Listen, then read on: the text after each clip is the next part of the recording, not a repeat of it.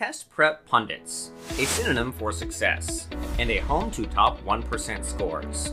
Congratulations to Gutha Mandala for achieving SAT score 1570, Farah Khalil 1540, Kunal Varma 1510, and many more top 1% scores.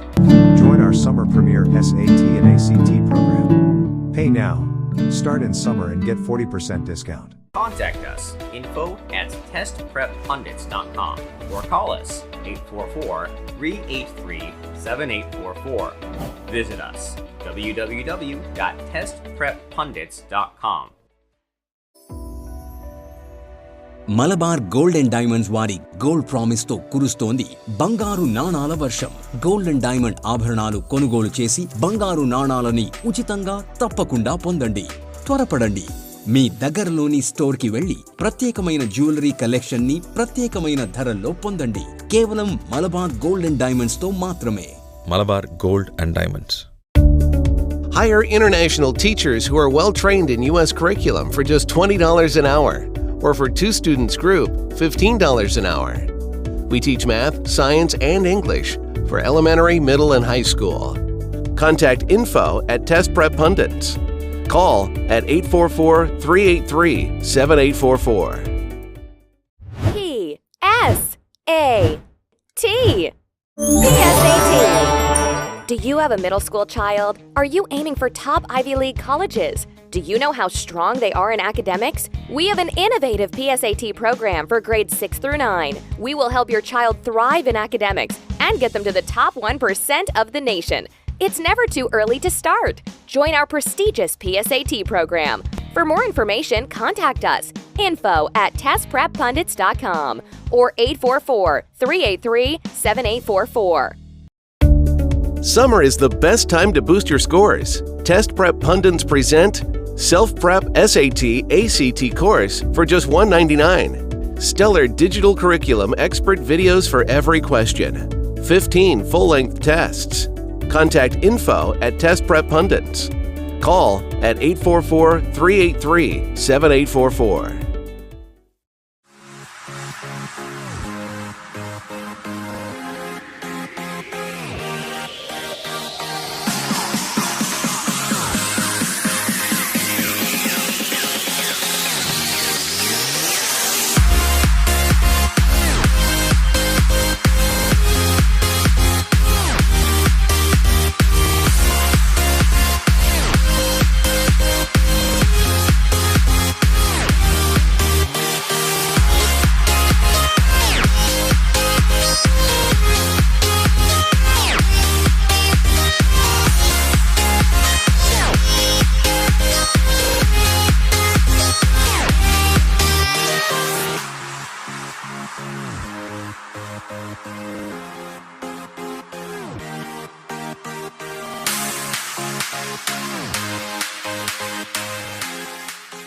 ఆకర్షణీయమైన చీరలు, అప్పురపరిచే ధరలు, అందరికీ నచ్చిన, అందరూ మెచ్చిన షో మన లక్కీ మహిళ.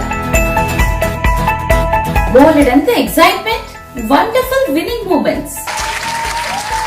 చెప్పారు, మీరే గెలుచుకున్నారు. Back to another fabulous episode of our talk show with experts. మనతో ఉన్నారు మన expert Rahul Reddy garu. Rahul garu, thank you so much for being on the show today, Andy. Thanks for inviting me, Tiaru. Sure.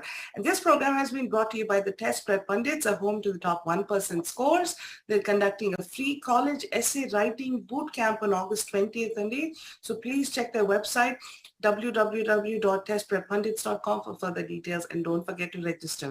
The program has been supported by Malabar Jewelers and Movers.com. Watch us on Yup TV, Facebook, YouTube, Sling TV, World BBTV, and Dish Network. All right, folks, coming to the topic for today. H-1B's wages are top 10% of all wages in the United States. Whoa, that is a staggering statistic. So, Rahul garu, is it actually true, or is this? Yes, this is released by the Department of Labor Statistics. Yes, actually they do. I mean, because H-1B requirement, unlike other visa requirements, though, H-1B requires that they must be paid the prevailing wage or actual wage, whichever is the highest. Okay. So if the prevailing, let's say, for example, Apple wants to hire 10 IT professionals, So they can't give the US citizens more money and H-1Bs less money. There's a protection for the H-1Bs though. Okay. That's the reason. So so this visa has a protection that actual wage or prevailing wage. Prevailing wage is what the Department of Labor they have for each particular MSA. They will have, like, for a certain profession, this is the salary in this particular MSA based on their people. So the actual wage is what is actually paid to the employees there. Prevailing wage is what Department of Labor publishes in their website. Whichever is higher, the H-1B employee has to get paid. And normally, luckily, and fortunately, the H-1B people are in a high demand areas. I mean, the company not only has to pay these individuals, they need to pay us too. And there is a filing fees, which in sometimes amount to almost $4,000 or even $6,000, depending on the company. The filing fees will be up to $6,000 will be the filing fees for filing an H-1B. So all these things, they're only bearing it because of the shortage in the labor. This has been discussed in the Senate right now, that there's a lot of shortage in the skilled people, especially in the IT profession. So we can see that because of the number of H-1B's limitations that we have, a lot of these jobs are moving outside this country though. Right. If they allow more H-1Bs, most probably those salaries, those taxes, those those people who are living in the housing market and everything will be developed much better. And these are high-paying individual, high salary individuals. H-1Bs are. They're not. So when you go speak with the common world, they always think, oh, immigrant workers, oh, they take all the cheap jobs. Well, not true. We need to tell them. Of course, a lot of our people live in the Indian world, but you go to the outside world. Oh, immigrants always take the low-end jobs. No, not true. They actually, especially in the H-1B category, they take the high-end jobs. And high-end jobs and the people that are not available. Because not only that they have to pay the high salary, the employer has to certify that they are not adversely negatively affecting the American employees. And plus, they need to file a labor condition application. They need to pay a certain fees to the USCIS. And of course, we take our cuts too, how it works out. Right, yeah. And there are a lot of protections that are there. For example, if I want to hire for a software professional, a US citizen, I'm under no obligation to pay him $60,000 or $80,000 or $120,000. I can pay him minimum wages and hire them. It's up to the US worker to work or not work. That's up to them. But when it comes to the H-1B, can I hire them in the minimum wage? No, we cannot. There's a prevailing wage or actual wage which is prevailing in that particular area. Whichever is the highest, they have to pay.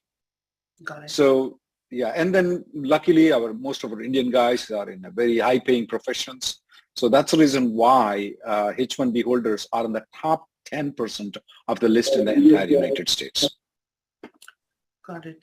Rahul, this is a sort of in the far off, but not too far off distance in the future. Just a quick question, Andy. We have so many people migrating to this country, and especially like Asians in general, and our second generation and third generation kids are also turning into like high-profile techies, and they are US citizens as is. Do you think this will actually cause any sort of disruption or make it more difficult for Indians who are coming from India in the future? Well, first of all, luckily, we are picking up the professions that are in high demand and less people wanting to do the jobs, especially the STEM professions. IT professionals are a dire shortage right now. Because of COVID, what we expected, the whole market is dying. What happened? IT moved up by almost like 5 times. It advanced like 15 years than what it was supposed to be. So definitely our guys are picking up the best thing. And some of the people here are not doing, the US government is promoting the STEM degrees. They want people to promote the STEM degrees. So they have different schemes and policies for them to promote. Go to these children in the high school and tell them, look, there are different things in STEM field. Please keep studying STEM field. No, they're not interested in it. They're interested in, I don't know, maybe music, maybe different kind of things. So definitely the immigration population that is coming from India, particularly though, These are IT professionals. I mean, what do they do? I mean, would you do MBA or IT? They're choosing IT. And IT is in high demand, and that's very good for them. So I don't think so that in the coming future, the Indians are not going to be burdened, but Indians are going to contribute to the growth of the IT sector. And but for them, IT wouldn't have been here. And if we stop having them coming into United States or put more restrictions, the IT is going to move where the labor is going to be, mostly to India or any other country. So it is in the best interest of the United States that we keep bringing these individuals and keep hiring them and using their services to progress our nation. Right. And Rahul, one other question. We're noticing this trend of a lot of jobs moving not just to India these days, but also to like the South American areas as well. Quite a few jobs. And plus they have the added advantage of being in like the same time zones with the US. So does that pose a threat to Indian techies? It is a threat for the United States more than Indian techies. It's a threat to the United States. United States exports software. United States export IT. So if we try to restrict the people coming into United States, they're going to go to Central America. They're going to go to India. They're going to go to any different country. More than a threat to the Indians will go to South America. They don't care. You're right. They don't care. If you give an IT job for them, okay, you go to Colombia, they'll go to Colombia. There's also called Belize, which is language is actually English. A lot of companies are moving there too, to Belize. English is the language. So they don't care. They'll learn Spanish if needed to. They will move and they're very well known for their financial policies, and I live in Belize, so so definitely it's more like a threat to Indians. It's a threat to United Nations. It's a threat to our the growth that we want to have it, or at least to have an equilibrium. We need to have certain growth. So it is more threat to United States. And the reason why, as you pointed out, the Central America is going more is because people like us are unable to help people to get the people into United States on a proper visa to work for H-1B's. Okay. Yeah, fair enough. Thanks, Andy. All right. And on that note, I think let's start taking our callers for the day. Okay, let's take our first caller for the day. Caller with phone number ending in 1194. We ready for you? Caller with phone number ending in 1194. Hello? Hello? Hello, Nitya garu. Hello, sir. We can hear you. Thank you for taking my call. Sure. My 485 case is a downgraded one, as in case of most of the people. And it is moved from Texas Service Center to NBC in April 2022. And then I have interfiled and sent 485J supplement to California address. Then I received 485J receipt. And then after interfiling, my case status changed to case remains pending. And it has been with that status since July 1st week onwards. But 3 days back, my case status changed to case was transferred and a new office has jurisdiction. New office which has jurisdiction. That's a very good news for you. It's either been some office that has been working on. Can you hear me? Yeah, but actually, yesterday I received a letter from Texas Service Center saying that USCIS is able to reuse the fingerprints biometrics on my 485 case. So what I come to know yesterday, like my case moved to Texas Service Center. So that's what I mean now. Because most of the 485 approval. Wait. Can you listen to me for a minute? Oh, sure. Yeah. Recently you got the intimation that your case has moved to the place which has a jurisdiction. Is that right? Yes, sir. Is that right? And previously it was pending in Texas Service Center. Is that right? Yes, previously pending Texas Service Center. I got it. Yeah. And so in April it is moved to April it is moved to national benefit. So just because you got a notification from Texas Service Center saying that they have reused the biometrics though, okay? It doesn't mean that it's moved to Texas Service Center. You're in a good place right now. There is not much you can do about it, okay? And actually you're in a good position. I mean, why should you do anything? It should be adjudicated anytime right now. Since they've already posted saying that it is being moved to the place which has jurisdiction, that's probably a good news. When it says that it's moved to Texas Service Center, that's not good news. But it doesn't say that thing. So you're in a good position right now. We go to the next call, Reddy. Yeah, but I got a letter, sir, saying it's moved to Texas Service Center. From Texas Service Center, I received a letter. Texas Service Center, it moved to the. So that's good news. It moved to the office which has a jurisdiction. That's a good news for you.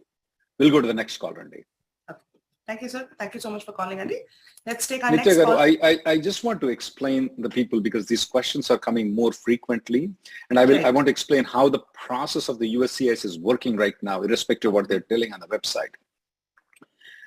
From Texas Service Center, Nebraska Service Center, they're moving it to National Benefit Center, though, which is actually very good news. And sometimes what's happening is that when they move to the National Benefit Center, it says that it's moved to the one which has the proper jurisdiction. And then immediately the next day, or the next day, they again will say that it's moved to the case is again moved to the place which has a proper jurisdiction or to the local field office, though.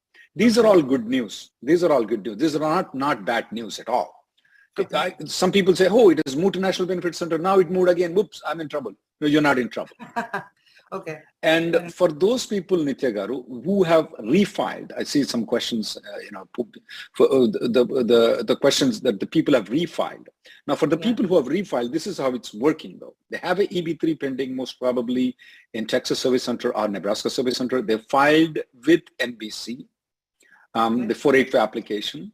So now what they're typically doing is moving the EB3 485 to National Benefit Center.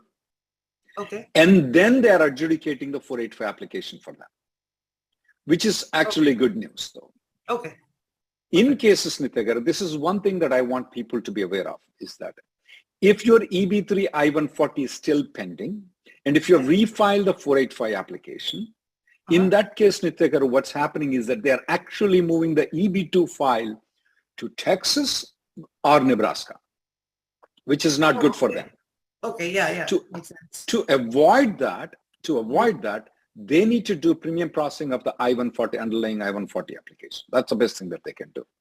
Okay. Because, and a lot of people ask this question, can I help my case to be moved to the National Benefit Center? There is nothing you can do other than filing for the I-140 premium processing. Nothing else can be done. Makes sense. Yeah, okay. Thanks, Andy. All right, let's take our next caller. Caller with phone number ending in 3683, Andy. 3683. Please press *6, Andy, to unmute your line. Hello? Hello? Caller with a number ending in 3683. Please press *6, Andy, to unmute your line. Hello? All right, let's put the, okay, I think we have the caller back on. Hi, can you hear me? Yeah, we can hear you, sir. Hi. Please go ahead. Yes, thank you. Question is, I have got my H-1B extension and I need to go to India in urgent basis. However, there is no Dropbox appointment in India, as we are aware. So I'm looking for the option in either Nepal or Vietnam. Now the question is this advisable? How risky is it? We have had some people who went to Vietnam, got their visas approved, but there are sometimes they're canceling the visa appointments abruptly, like 1 week before or 10 days before. If that happens, you should not go. But otherwise, yeah, you can try if you want to. If they allow the third country nationals, you can try Vietnam or Nepal. And are you guys aware whether it's going to be a drop-off or face-to-face appointment? No, face-to-face appointment. Because in India, appointment. it's a drop-off.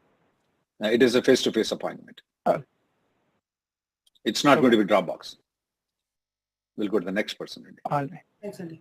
Thank you, sir. Thank you so much for calling. Rahul Garu, are they still cancelling appointments at these various consulates, or Yeah, they are. Whenever they feel a rush from the local places, they're canceling. But the good part is that they're giving a little bit advance notification. And I don't want people to travel there more than a week before. Because if you travel more than a week before they cancel it, you're doomed.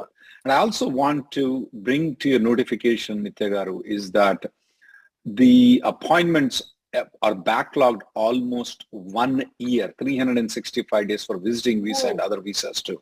Okay. Even if you want to book an appointment in the Dropbox, there is nothing available in 2023. Now, the way it works is 2023, not 2022. Please note, Nitya Garu. Okay.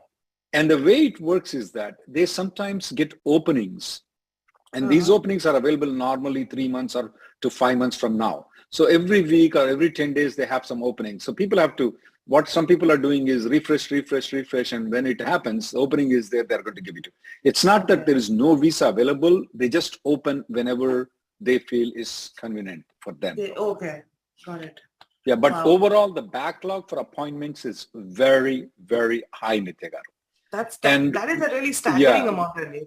Yeah, and when we discussed this in the National Immigration Lawyers Association with the Department of State people, though, they don't want to give the authority of giving the visa. They want to see the person every time, and they don't have enough people. I don't know why they don't understand that. And they don't want this Dropbox. Right now, if the visa has expired at any period of time, the Dropbox is available right now. Starting from January 1st, though, only if the visa is expired within last 4 years, it will be available from January 1st. Okay. And the best solution actually for the State Department, which they are considering right now, and probably we will start from next week or so, we will start campaigning for that, is that why do these people actually have to go to Vietnam? Why do they have to go to Nepal? Why do they have to go to India to get the stamping? This gentleman already got the H-1B stamping, though. Previous to 2001, though, we used to get the stamping in Washington, D.C. We used to mail the document to Washington, D.C. in FedEx, going and coming back, and we used to get those things. So we'll start.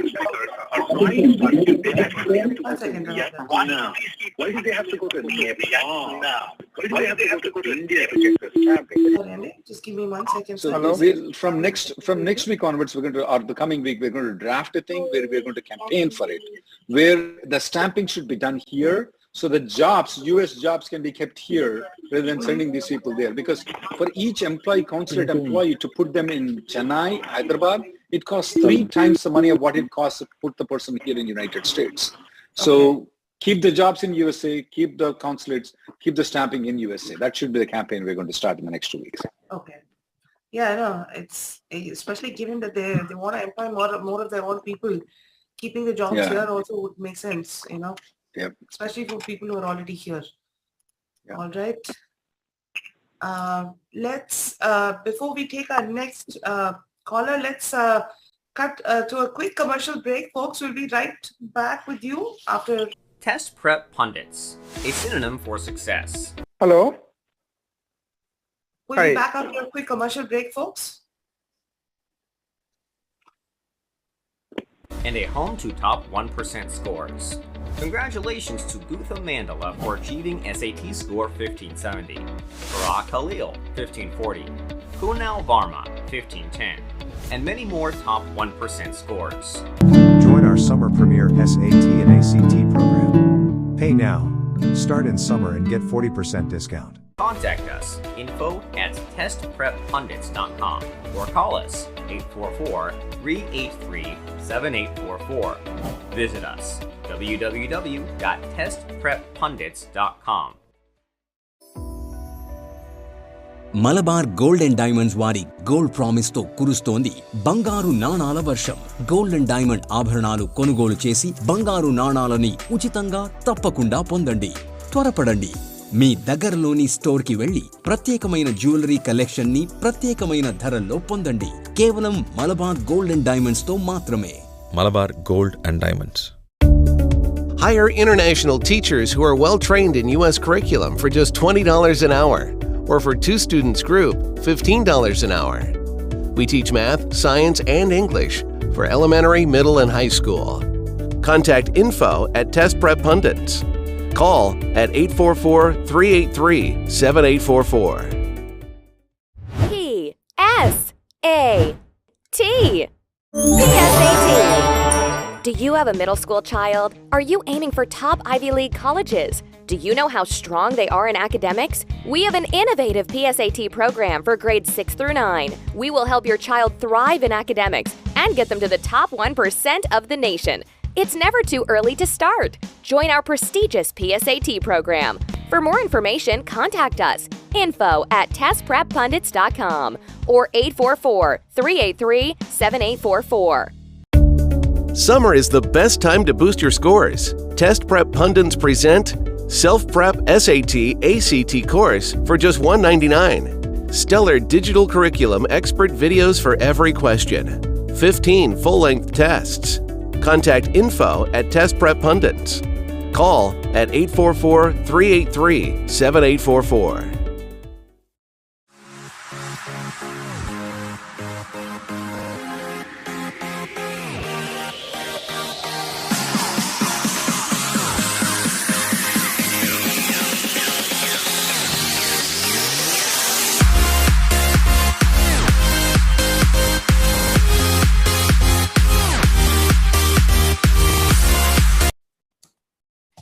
All right, folks, welcome back, Andy. Our apologies. We ran into some little bit of a technical issue, so we just had to take a short break, but we're back now.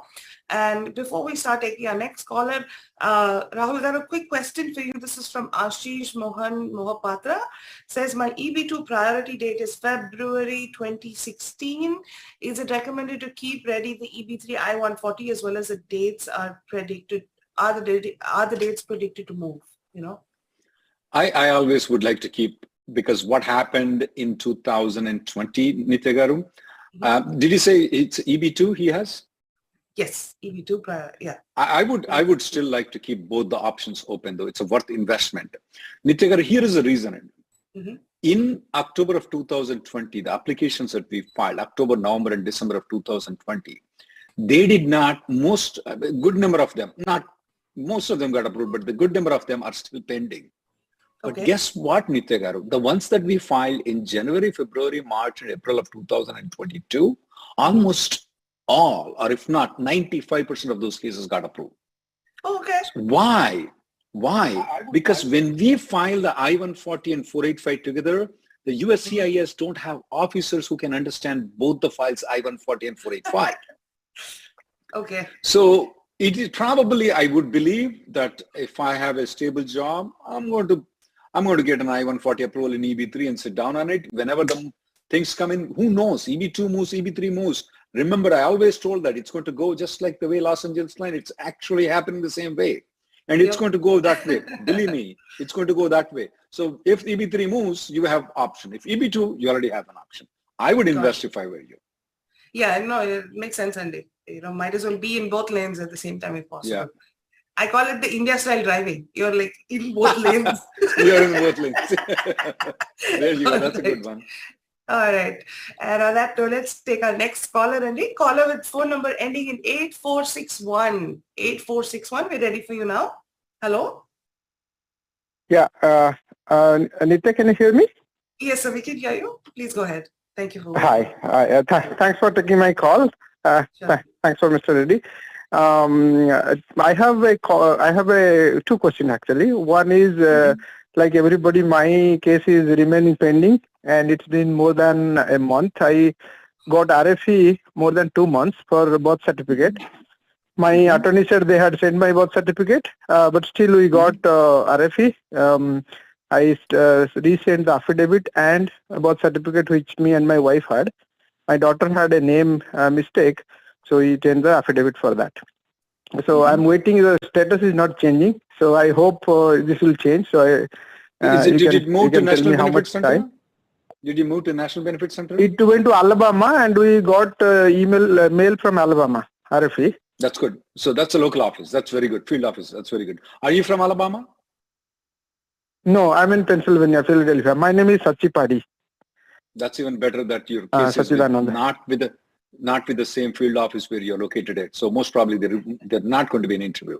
It should be adjudicated anytime right now. Okay. And meantime, I changed my job. And my attorney, I had actually talked to in your office somebody for half an hour. I forgot the name of the attorney. And they said, we do not recommend after interfile to move. But my attorney said, because your is amended, it is not refiled. So my attorney said, it's fine, you can move. There is no problem. That counter doesn't reset for 180 days. So on that basis, I joined a new job. But my I-140 EB2 and I-140 EB3 both are from the new employer, which I left recently. I also have an older I-140 EB2 in 2013. I still have another one. And the attorney has everything, same attorney has been handling. So they said you are all good to go. I'm getting confused between who is the new employer though. You said you left the new employer, so I'm a bit confused on it. No. I'm assuming that I you left the employer that last employer. Last employer. After when did you interfile though? Interfiled in March, first week of 2022, I'm assuming. So yeah, yes. The USCIS in their website notification says that you should not move out of the company within 180 days. Now we don't know where they came out, and I don't think so that's legal. So we are telling that there is a little bit risk for you to get stuck in EB3 because you moved out of the company though, 25% risk though. Now having said though, at this point of time, what my recommendation to you is do not do 485J supplement with a new company though. Okay, do not, because they are about to adjudicate your application by September 30th, which seems to be on the way. So if you file one more 485 application, you are telling them, I moved out of this company within 6 months after I filed the EB3 to EB2. You're telling them, you don't have to tell them. So I would not do anything right now and just stay quiet. We'll go to the next call. Yeah, my attorney said same advice like you did. He said we don't need to file, we no obligation to do. We'll do. Hopefully we'll do later. Yeah, we both agree on that. That's a good thing. We'll go to the next call. Thank you, sir. Thank you so much. So no, one last question. Reddy sir, last question, quick question. Go ahead, sir. I am doing an additional job as a financial advisor. In that company, they're asking me to file the W-9. Even though I'm not making money, I just joined, but they're asking to upload the W-9. Is there any harm if I write the W-9? Upload the W-9. Yeah, no, we don't see any problem in you working two jobs. Sir. We'll go to the next problem. Oh, even on H1 also? No, you have an EAD. You have an EADs, right? No, people, those who have H1 will be a problem, right? Am I right? Well, why are we discussing about H-1B? You have an EADs, right? I also have my partner. You work on your 10 jobs also, sir. And if you have too much money, you can send us also some. Yeah, you have an EAD, so you're good. You have an EAD. Let the H-1B ask his question, okay? Okay. All right. Thank you, sir. Thank you so much for calling. Thank you. All right. Let's go on to our next call. Thanks for taking my call. Bye. Sure, sir. Caller with phone number ending in 4520. We ready for you? Hello? Caller with number ending in 4520. Hello? Hello? Caller with number ending in 4520. We ready for you? All right. Let's put the caller back on hold and we'll try another caller, please. All right, caller with phone number ending in, hello? Okay, 4786. Caller with phone number ending in 4786. We're ready for you. Please press *6 and to unmute your line. 4786. Hello? *6 and to unmute your line. Caller with phone number ending in 4786.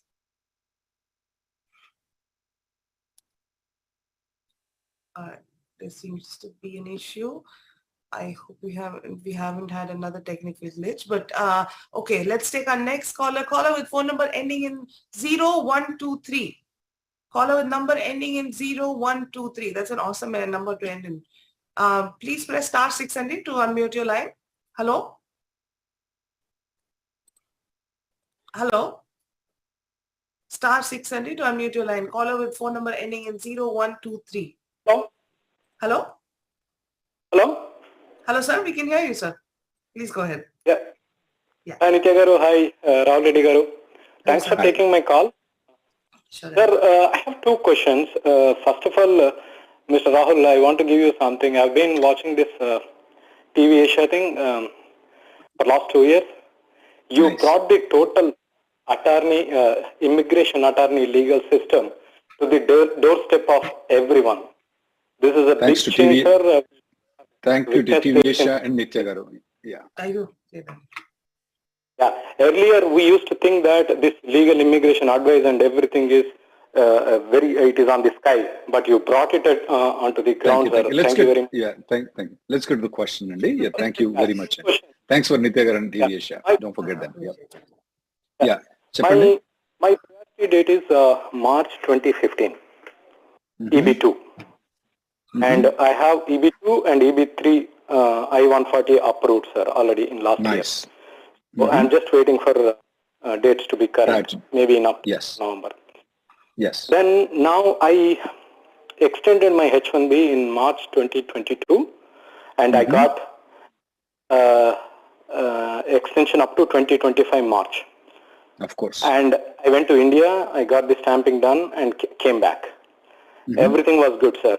But last month when I was going through my package, which neither attorney nor employer did not share me before filing, but when I was going through that, my job description was mentioned as a Windows administrator, whereas I am doing on SAP applications. So I was confused. Then I reached out to my HR. I am a full-time employee in a non-IT company. It's a chemical company, but I'm working in IT. So I went to my attorney and HR and I asked them, what is this? Every time you are putting as SAP, but this time it is like this, and will it do any harm in my green card processing? They said, oh, actually there is some typo. It is not typo, actually. 2 pages job description was completely, I don't know. I don't want to get into that. One thing, let's get to the main point of. Yeah. So you need to when you say Windows, do you mean to say the windows that are overlooking my home, cleaning those windows, repairing those windows? This is Microsoft Windows. Oh, I happen to know that. So for us, you need to understand, for non-IT people, okay, it's all IT. Okay? When you say Windows, we go Windows. We don't know Windows. Windows came in when we were a little bit older guys, okay? When we are younger, Windows means the one we see through it. I have a window right now. There are 3 windows here, okay? Sorry for that. Now the question is that, is your job description significantly different than the actual job description? For me, though, see, I didn't ask you the question though. Let me answer the question. That's where you guys spoil us, okay? We don't think so, because it's all software for us. You're not a window cleaner, window repair person, window whatever it is. You're still this Microsoft. That's the way we feel. But if you keep insisting that no, Windows is not software, Windows is the one that has a glass and you clean it and you can see a tree through it. Okay. Now, according to me, you are fine. I don't think so. That's a big problem. If you want, you may want to get an amendment, but I don't see that as a problem.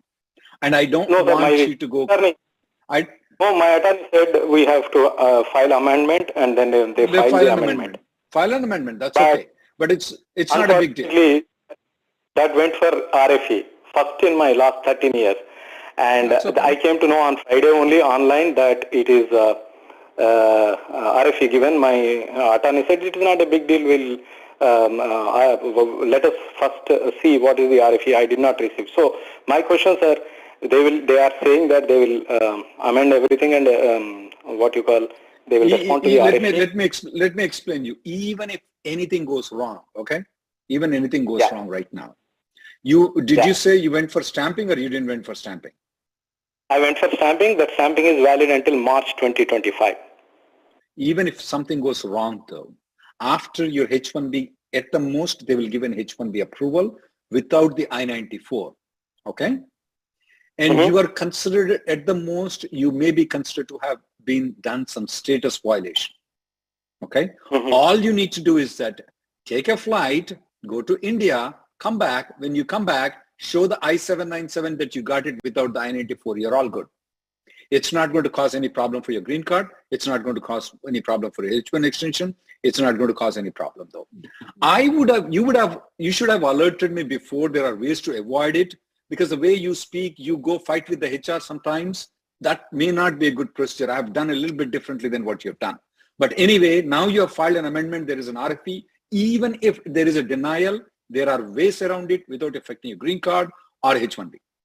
And you don't have to go for stamping. Okay. Okay. Thank you, sir. Then if it is denied, then I can stay legally here? No. If they want to deny your H-1B, they will only deny, saying that at the most they will deny, saying that from the time you last entered the United States right now, you are not working on SAP, you're working on Windows. Okay? At the most, they will deny the I-94. You can leave the country, just come back, take a flight. We got it as Margarita switch, okay? Now let's call it as, I don't know, India, we call it some Kallu switch or something like that. You go to India and come back, or you can go to Mexico and come back to switch that one. And all your sins will be erased. Okay? Yeah. Thank you. Okay. Thank you, sir. Thank you. Okay. Thank you so much for calling. All right. Let's take our next caller. Nitya, the perfect solution for this guy should have been that instead of filing an amendment, if he had not fought and done everything could have been fine. But what happens is that the perception is very important. In law, we call it as mens rea. What is in your mind is very important. If the perception is that no, SAP and Windows are different, for us though, it's all software. That's the way we look into it.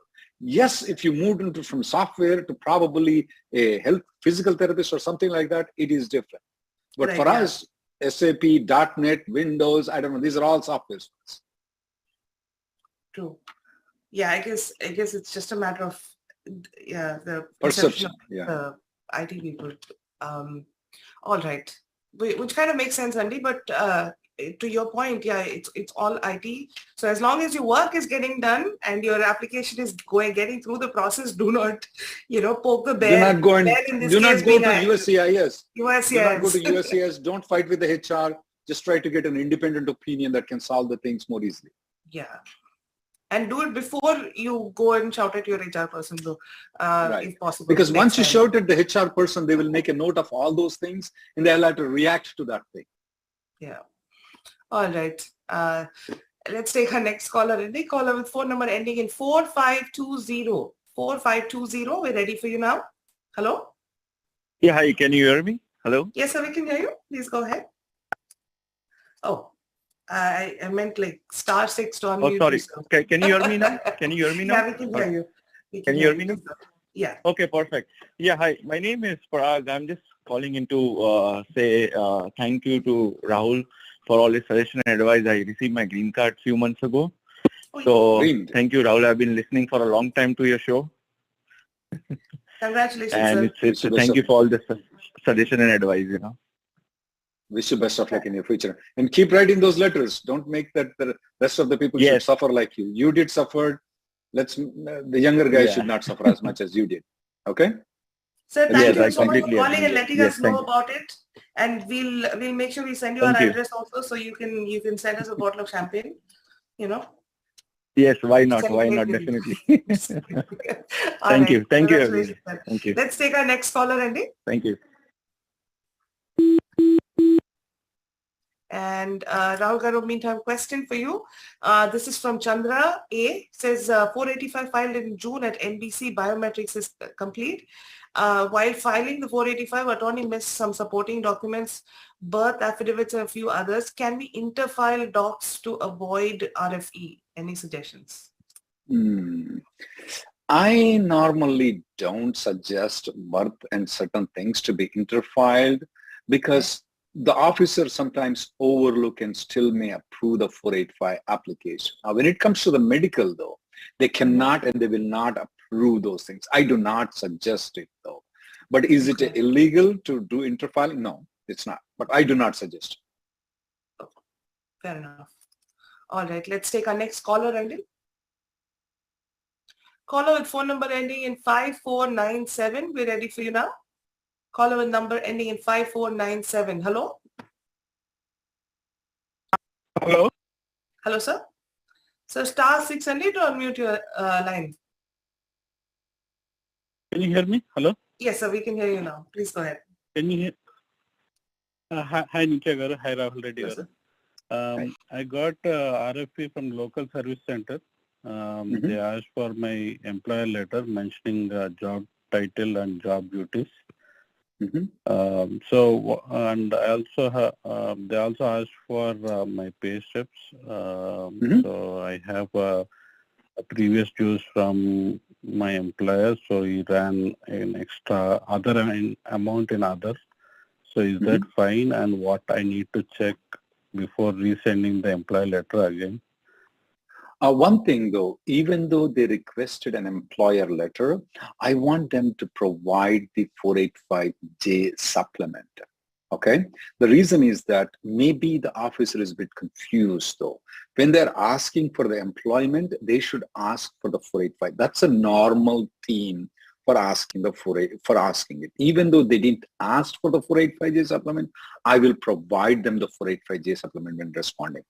At this point of time though, how much salary you are getting is not that important. How much they're going to give it to you once you get the green card is more important though. So I would not explain very much about the pay stubs though, as long as the wages, what they mentioned in the labor certification, you are getting, what wages you are getting is more, means the paycheck is more. I will not try to explain anything to them and submit them. I don't want to put it to their attention. Okay? Okay. So after I provide this, respond to this RFP, how long do you think they would respond? It may back? take one, since it's a local office, we have seen some of them responding in 2 days. Of course, we have seen some of them after we respond 3 months also they didn't. But most of them, we see the adjudication getting done within 1 week to 1 month is what we see in the local office. We'll go to the next person. Okay. Okay.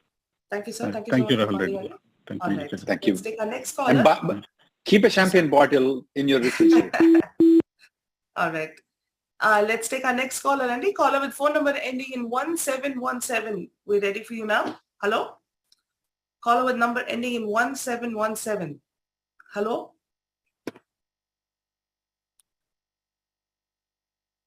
Caller with phone number ending in 1717, Andy. Hello? All right, let's put the caller on hold. We'll take another caller for now. Hello? Hello, sir. Hello. Hello. Yeah. Can you hear me, sir? Yeah, I'm here. Okay, go ahead, sir, please. Hi, you hear me, right? Yeah, we can hear. Okay, thank you. Thanks for taking my call. Hi to Rahul Reddy and Nitya garu. So my question is, so my H-1B valid till November 2024, and my wife H-4 valid till November 2023 only, and her H-4 EAD valid till January 2023 only. So all this happened because of job changes and amendment. Right now, my question is like, so can we file both H-4 EAD on sometime next time mid 2023, or we can file right away? And my second question is like when you can file right away. There is no, they don't follow the 6 months rule here for H-4 EAD. They don't follow 6 months rule for H-4. You can file right away. Even though her H-4 is expiring in November 2023, you can file the H-4 plus EAD. The other step I may be thinking about is that, I mean, we are noticing that if you file a standalone EAD, it's taking about 4 to 5 months. But if you want to avoid the risk completely, okay, you can go to, you can take your wife to Mexico. And when is the passport stamping expiring for both of you? Mine is November 2024. My wife November 2023. Is that the passport visa expiration? Correct. Okay. Well, there are a couple of options that you have. Is that you can file the H-4 plus EAD, and if her EAD doesn't get approved in January of 2020, by January of 2023, you can go to Mexico, she can come back and she will get a 994 until November 2024, and you know the 540-day rules, right? Right. Yeah. She's still in India, right? Like when she's coming back, can she request immigration officer to give I-94 till end of November 2024? Good question. Please do that thing. Make sure you give the H1 approval for her. Make sure at the CBP office, she should, when she enters, not CBP office, when she enters, she should, the officer, look, my husband has H1B approval, I-94 until November 2024. No. Show that thing. And she should be normally, 95% of the time, she should be getting H4 extension until November 2024. In that case, you don't have to go to Mexico. You file the H4 extension as soon as she comes in, and that's it. She's automatically extended 540 days after the EAD expires. She can continue working. All right. Thank you. Okay? Thanks so much. Wish you best of luck. Thank you. Thank you. Let's take our next caller. In the meantime, question for you, Rahul Garu. This is from an unknown person.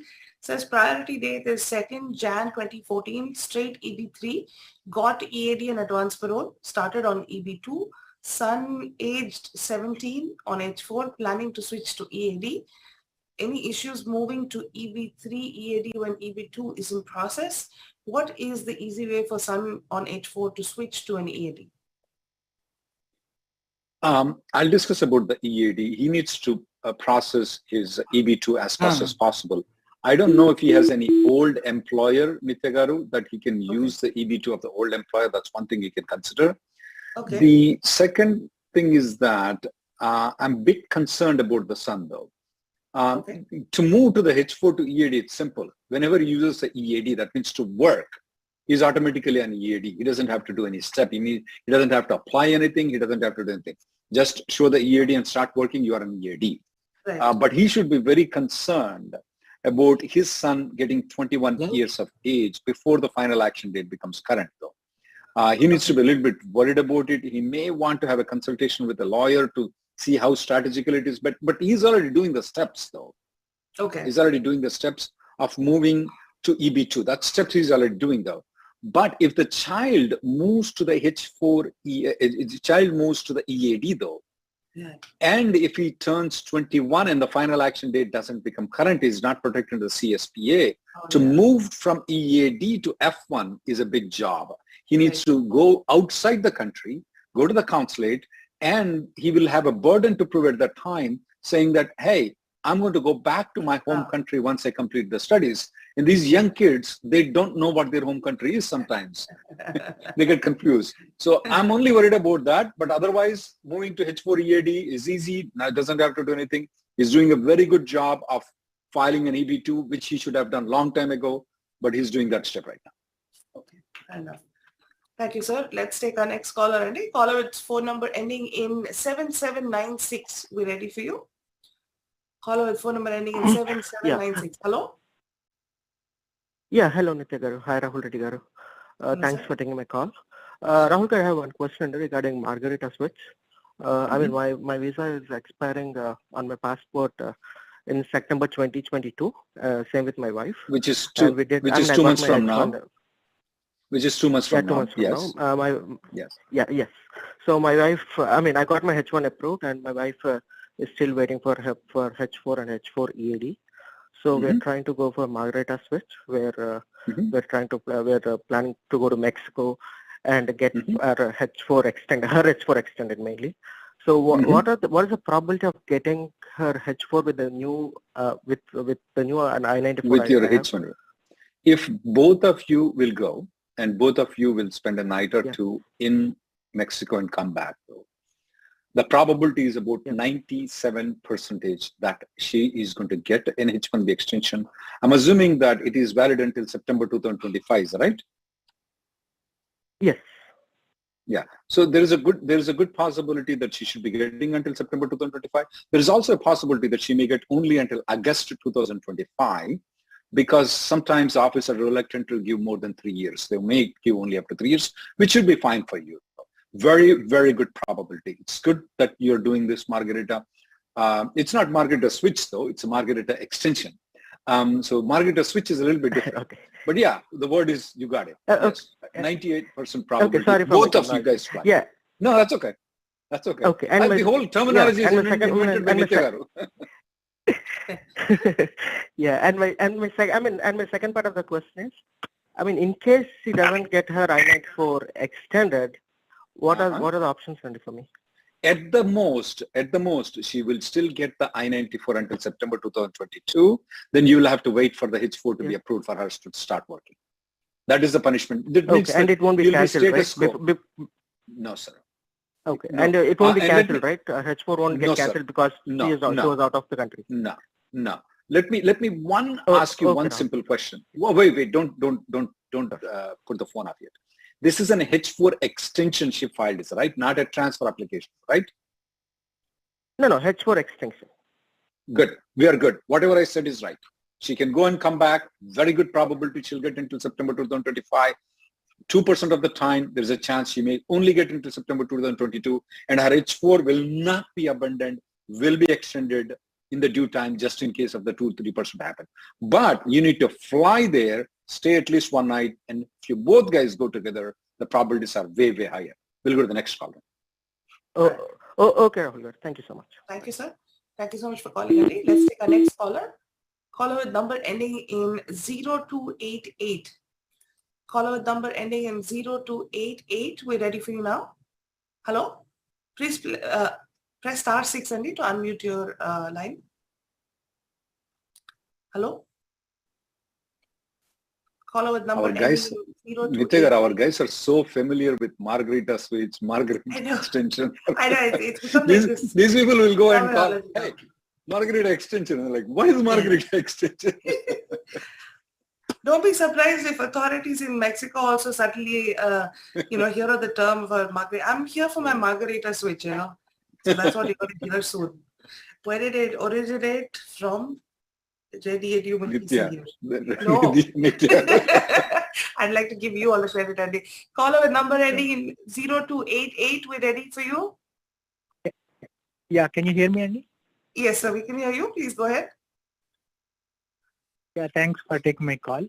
Sure. My priority date is 2012 December. I have EB2 140 with my previous employer. With the current employer, I have EB3 I-140, and my employer applied 485 with EB3 in last year, July 2021, along with medicals. In May 2022, my case got moved to NBC.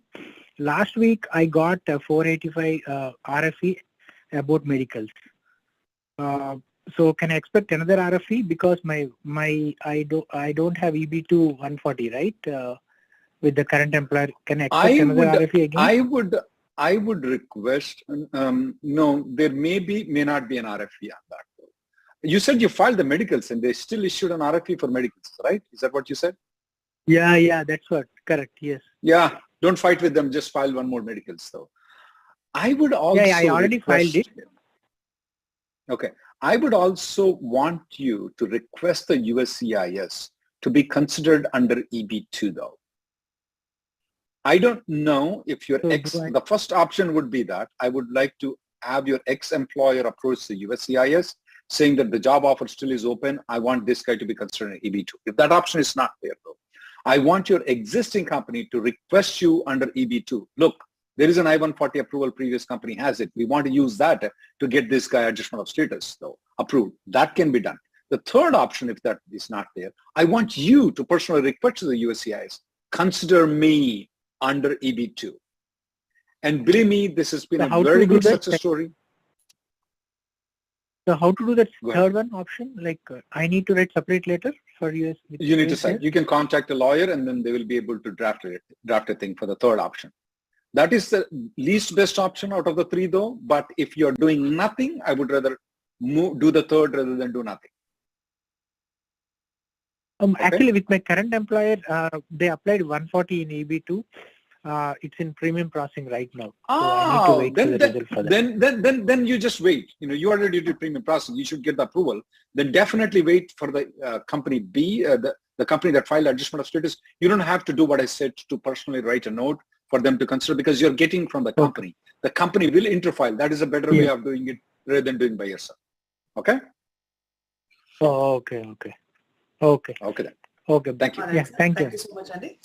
All right. Nityagar, I just want to remind a lot of audiences are contacting, they're making consultations with us and we're canceling and refunding the money, is that if this can only be done if the 485 has already been filed though. If the 485 has never been filed and if you want to use the previous employer and file the 485 by yourself, you cannot do that thing. If the 485 has already been filed by under EB3 with the current employer, then you can use the previous employer's I-140. But if you are not under 485, can you use the old employer's I-140 to file the 485? The answer is clearly no. Okay. Gotcha. Thanks, Andy. Rahul Garu, there's a question for you before we take our next caller. This is from Shiva Kumar. Says principal applicant priority date was June 2016. An applicant passed away in 2021. Can the dependents use the principal applicant's priority date and file for adjustment of status 485 for green card from outside India? If they were in United States living, the dependents were living, when the priority date becomes current though, even if the principal applicant has expired, died in this case, they can still use it. But if the dependents are staying in India, we cannot process their 485 application though. If they were here living in United States, when the priority date becomes current, we can still file the 485 for them. Oh, okay. Interesting. Okay. So they basically need to find a way to be here at that time. Yes. That's a good question. That's a good thing that you said, Nityagar, but there is a difference in what I am telling and what the way you interpret it though. Okay. They should have been continuously staying here. Okay. So if they were been actually staying in India, they're coming here for some other purposes though. If there has been a long absence, they're coming here though. That rule is not applicable. The reason why the Congress supported is that since the family is staying here, since the principal applicant died, they don't want the interruption of the stay that they're staying in United States here. That's the reason why this bill has been passed. So if they have stayed there for 1 year, 1.5 years, now they are coming here for some other visa purposes though, there has been an absence of their stay in United States. That becomes a big minus point. There must be a continuous stay here in United States. A visits to India or whichever country outside the country while they are staying in United States is allowed. But if they are staying in India, that exception is not available.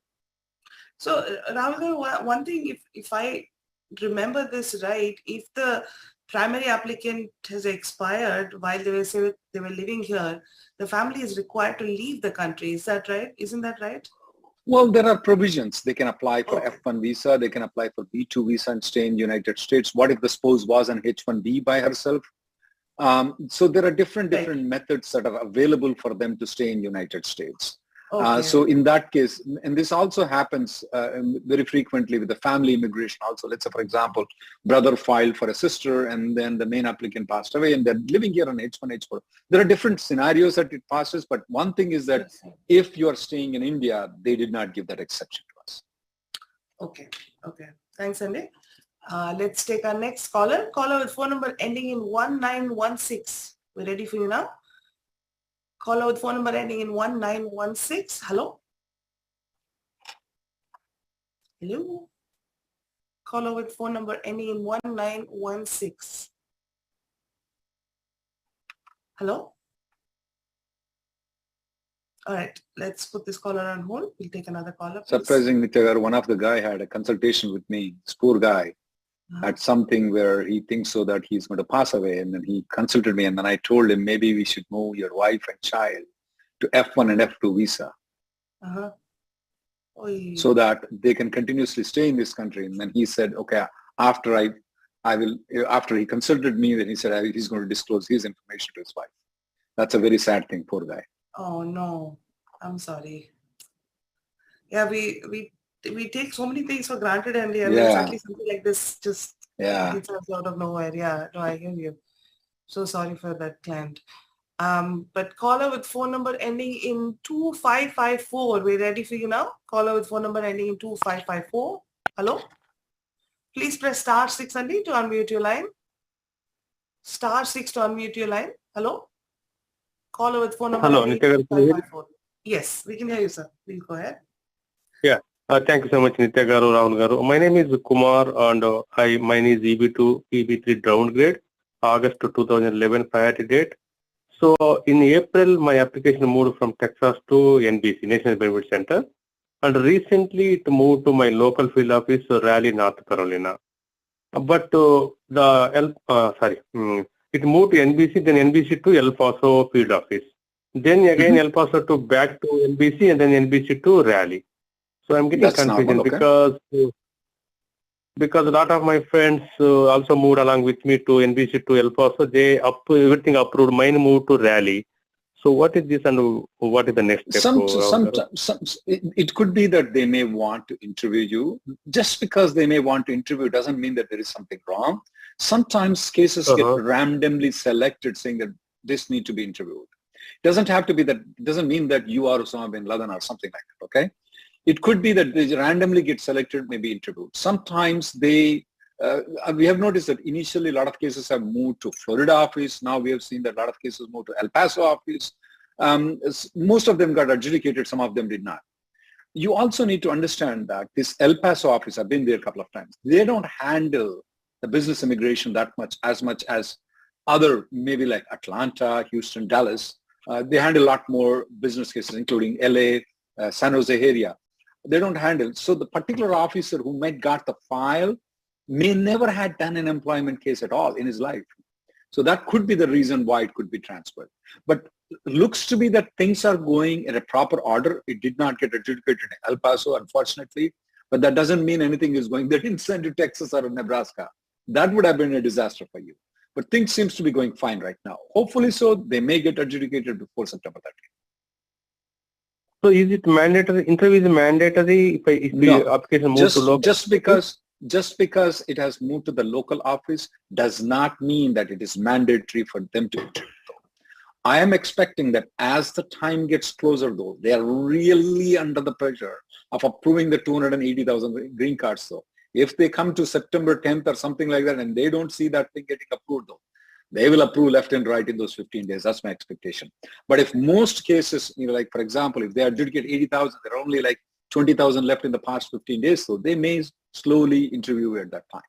But it's not mandatory that they have to interview just because you're in the local office right now. We'll go to the next person. Yeah, last can I expect before September 30th, Rahul Garu? I hope so. I don't want to see you questioning about the green card in October 1st. I hope so. But there's nothing you can do right now. Okay, thank you so much once again. Thank you, sir. Thank you so much. Okay, let's take our next caller. Caller with phone number ending in 4214. 4214. We ready for you now? Caller with phone number ending in 4214. Hello? Hello? Hello, can you hear me? Yes, sir, we can hear you. Please go ahead. Hi there. Greetings.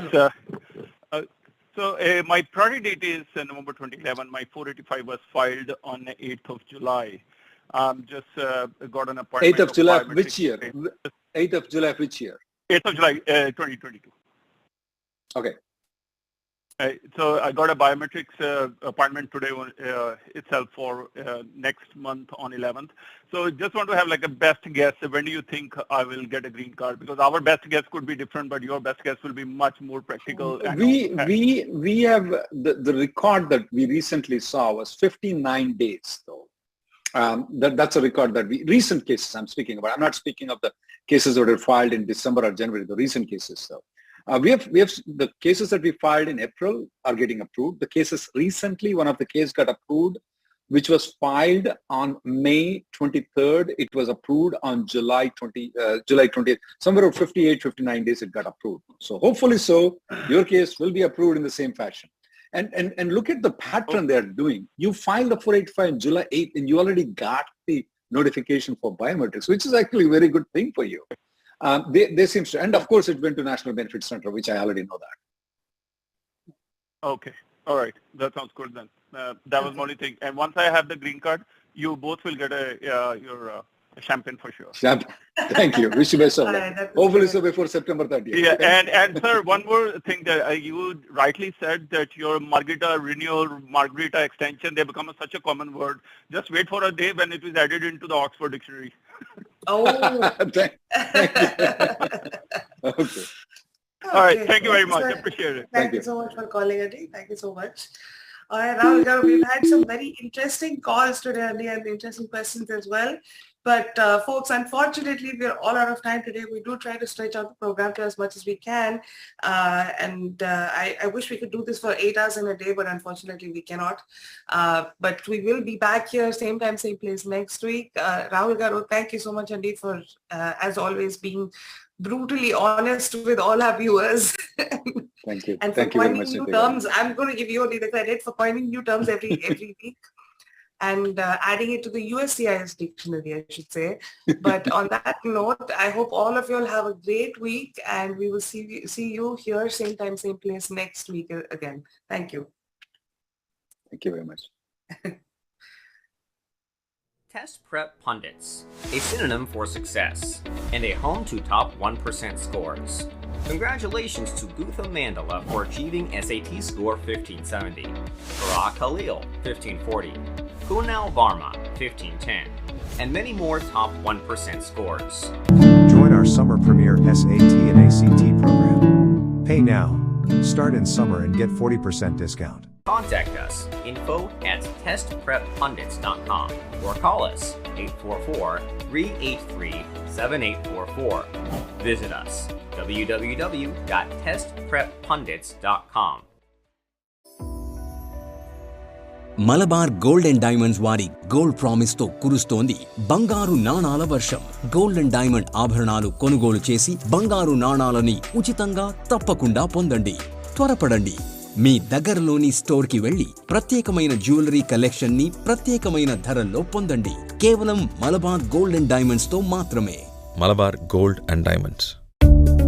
Hire international teachers who are well trained in U.S. curriculum for just $20 an hour, or for 2 students group, $15 an hour.